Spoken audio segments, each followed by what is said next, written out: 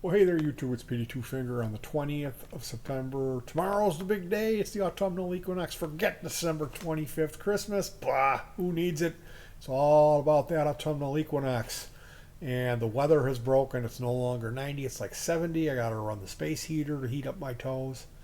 Been eating soup. I bought a box of saltines to have with all my soups I'm going to be eating. Going to be making roasted chicken with mashed potatoes and cornbread style stuffing, and of course gravy. Who's going to roast a chicken and not make gravy? Going to be having hamburger pie. We just had a hamburger pie, man. It was good. Chef's kiss.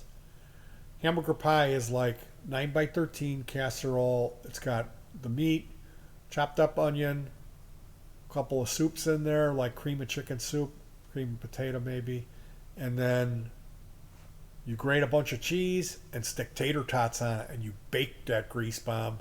Man, is it good? You have that with some fresh green beans, and not those julienne. Never have julienne green beans. That's an insult.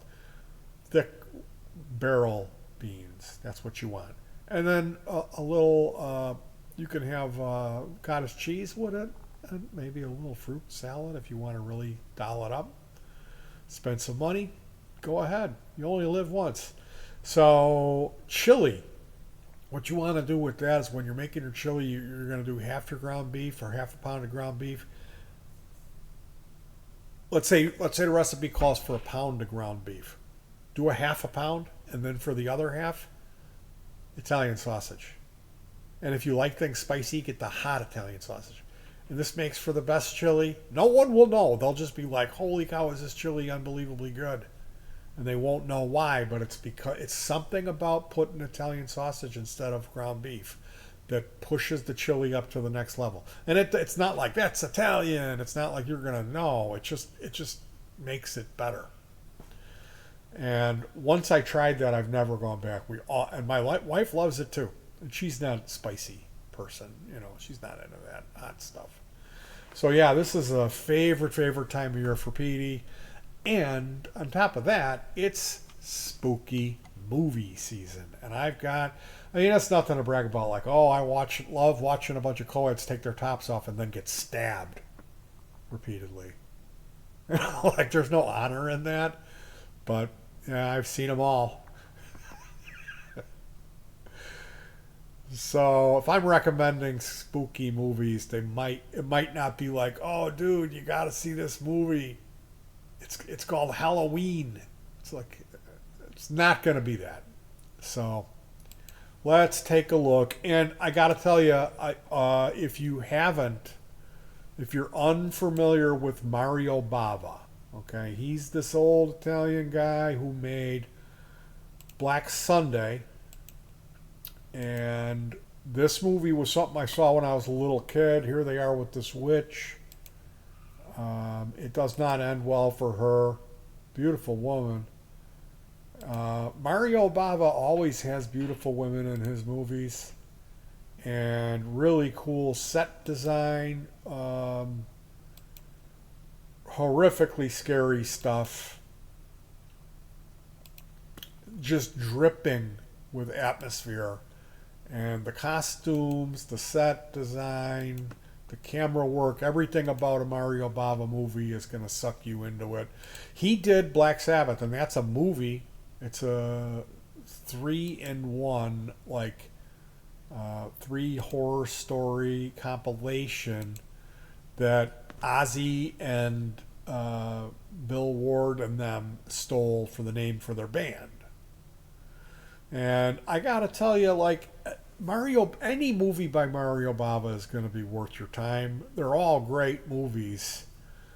Any of those Italian horror guys, Fulci, the guy that did Suspiria, they're all like really good directors, and they make these really atmospheric movies that are perfect for this time of year.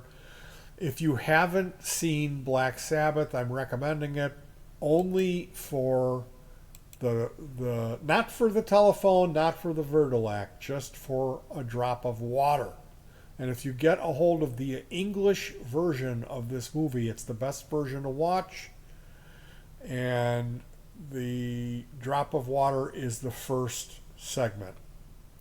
That's really all you need to waste your time with. Now, last night I watched Season of the Witch, which is 1972 George Romero horror movie. This movie has Jan White as Joan Mitchell and Jetta McClain as her daughter Nikki. Anne Moffley is her friend Shirley, with Raymond Lane as Greg Williams, the boyfriend. He's the lover boy. He's the college professor. Now, this Season of the Witch movie made me uncomfortable. There is witchcraft in this movie. Oh, it was called Hungry Wives, and that sounds like it's a pornographic film. This movie bordered on softcore. It had some sex scenes in it. They had a very, very minute amount of skin in it. But the feel to this movie was, there was just a voyeuristic, like, masturbation scene with the mom that was really kind of gross. The witchcraft in it seemed real. It seemed like Romero buddied up to this coven and said, "Be in my movie and just do your authentic, real thing," because it really seemed real. This movie gave me an uncomfortable feeling in several scenes of it. It also held my interest despite an adulterous theme, which is really rare. This movie is very, very much an early product of the early 70s, as you can see here with like the makeup these women are wearing and how they behave at the cocktail parties, and the dialogue was just perfect. I did not buy into the marriage. The dad is a terrible actor. It was really bad. They should have reshot this with another actor because he was just terrible in it. But the boyfriend was great. And if you came up in this time, you always knew there was a guy who was trying to get with every available or unavailable woman in the room, who was always talking about their scene, their hang-ups, their trip, and like psychoanalyzing everyone. And that's why the boyfriend's role was so perfect. So if you're a Romero fan, or if you're a fan of Slow Burn, because you want to talk about Slow Burn, you got to wait till like basically the credits of this movie for it to deliver. But there's enough in there to keep you going. There's enough borderline exploitative stuff with the mom. They really didn't exploit the daughter at all. This is all about the mom. It's all about her. And she kind of, like, they did some makeup stuff with her. She really looked masculine at times. So it was very conflicting, and I just felt weird and uncomfortable throughout the entire thing, which was perfect. This is a perfect movie to watch for spooky movie season. So Season of the Witch, definitely check that one out. Now we've got the main course, V. Now I brought up Mario Bava in the beginning of this because that movie that he made called Black Sunday was inspired by the same novella that was written by Nikolai Gogol, who this V movie was directly inspired. Now, okay, V is like basically this guy, what he wrote translated directly into film. And it's very Greek Orthodox Russian. It's very Eastern European, Russian, whatever you want to call it. I mean, it's not an English movie. It's subtitled. And there are all those elements of like the day drinking, the Russian guy, the Cossacks with the mustache hanging out and singing when they get drunk. And like, it's just kind of like, it's not very developed, like where they live. Everything's like kind of filthy, and there's like, everyone looks like a peasant. You know what I mean? But this V movie delivers. And because of that, I really don't want to give much away. Really don't want to give much away. The story is about this guy, our lovable hero, and he's in like the junior monk school where they're like younger boys to like teenagers, and 21-year-old guys are in there, and they're training them to maybe go on into the priesthood or whatever. And most of these guys aren't taking it seriously. They're just goofballs. Okay? So they turn these guys loose for their summer break, and this is what ensues. The rest of the story with this V. With this. She was very young looking, but also beautiful. She was very cute.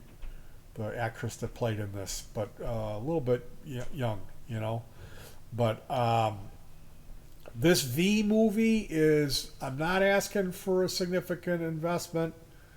You don't need to understand another language. You can read the subtitles. You don't even have to read them to get what's going on in the movie. The plot is so basically understandable. There isn't much to it. It's very atmospheric. It's very kind of long and drawn out. But just know you won't have to wait very long before, because it's like the first half of it really, it's just kind of like not much is happening. Then the shit hits the fan. And it's worth your wait, and the movie delivers. But that first half was interesting enough to me because I didn't grow up in Russia. You know what I mean? So it was an absolutely adorable film. I really enjoyed this. I'm going to watch this again tonight with my wife. We're going to watch V. This is the type of thing I know I will watch probably a handful of times. So, yeah, I got Simon King of Witches. I've got a list. Amusement Park. That's something I don't know. I've had this on my list to see. I suppose I owe it to myself if I'm watching Romero stuff. I should note that Season of the Witch had some of that incidental electronic music in it. And a really bizarre sequence in the beginning. The opening sequence is really bizarre in this movie. There is a lot of like dream-like stuff in this movie, and that's what it is. They're showing her dreams. That's what's going on. So, anyway, you guys, definitely check out V. That's like, I couldn't more highly recommend a movie for the season. If you're like me and one movie isn't going to do it, you're going to want two for your evening. Well, there you go. Season of the Witch. I'll be back with more of this content. You guys, hug your pets. Don't forget the special day is tomorrow, the autumnal equinox. Oh, big, big, big, big day. But the most important thing is always that we hug our pets and show them some love. Because that's what it's all about, isn't it? All right, you guys take care of yourselves. Stay warm. Hug your pets. And peace.